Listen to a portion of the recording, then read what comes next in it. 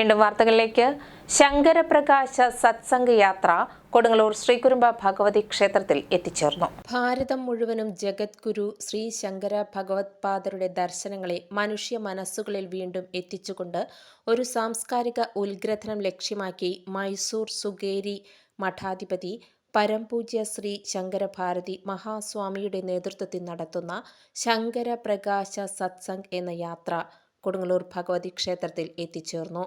Devaswom assistant commissioner Mini, Devaswom manager Vinod, കോവിലകം പ്രതിനിധി സുരേന്ദ്രവർമ്മ രാജ,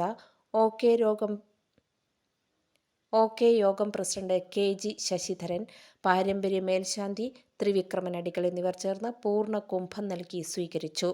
ക്ഷേത്ര ദർശനത്തിന് ശേഷം കിഴക്കേ നടയിലുള്ള ശ്രീവിദ്യാമഠത്തിൽ വെച്ച് സത്സംഗവും നടന്നു.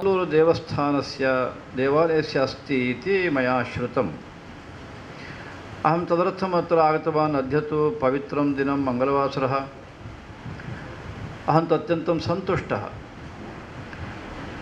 मम निरीक्षा आसीत् अत्रत्याः गण्याः वृद्धाः अत्र किञ्चिद्वा भगवत्पादानाम् अस्य देवालयस्य सम्बन्धं कथयन्ति इति.